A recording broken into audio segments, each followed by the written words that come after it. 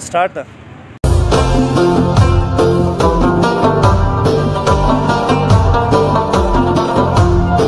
आज का व्लॉग बहुत यादगारी होने वाला है क्योंकि आज हमारे प्यारे दोस्त इमदाद खान की शादी है।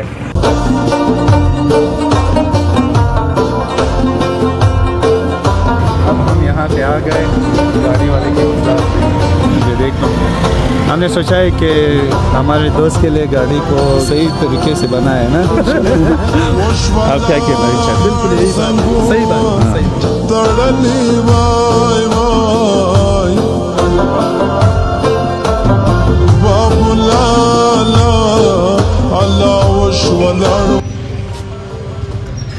या रामपुल पे इंतजार है। संगों तड़ले भाई दरहो बखालास नखवाई बाबुलाला अल्लाह जुमा जानवे वयला नदीरा गले वाई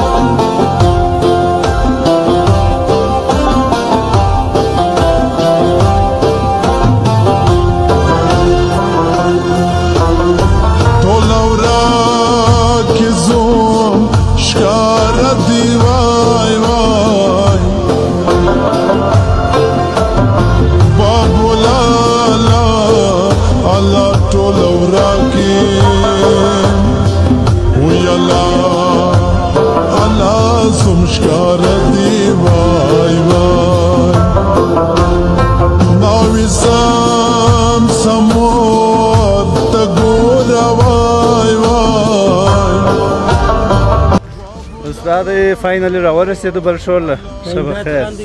دا د زوم شمزغن ستړی شوی دی. جانزیب خانم را سره دی. دا شباب صاحب دی. څنګه و سفر مو څنګه و الک؟ زبردست وشه د خوند سفر. خوند پرواخستی. خوند یو خپل انداز. اوس دا دی موږ هم ښه خوند پرواخستی. ښه دلته موسم ښه ټنډه دی. ښه ښایسته یخ هوا ده نه؟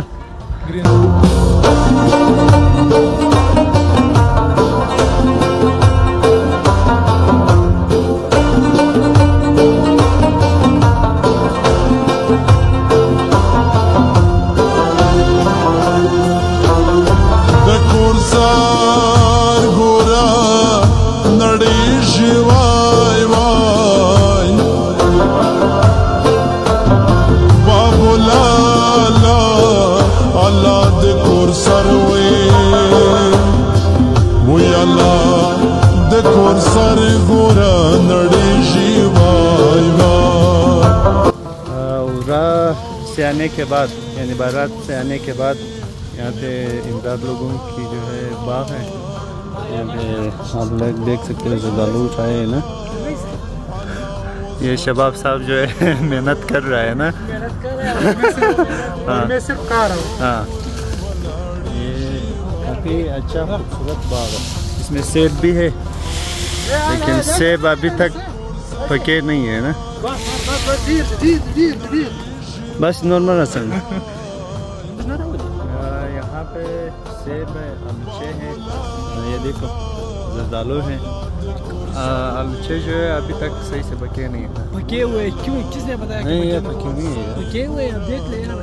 चलो मैं आप बस शबाब साहब कह रहे हैं कि ये पके हुए हैं लेकिन कलर से तो ये कच्चे लग रहे हैं ना। आप लोग कमेंट्स में बताओ ना। ये सब कोई पके बोल रहा है, कोई कच्चे बोल रहा है। आप जबरदस्त जायका मीठा है इसका, बिल्कुल बहुत ज्यादा मीठा नहीं है। बिल्कुल पका है लेकिन आप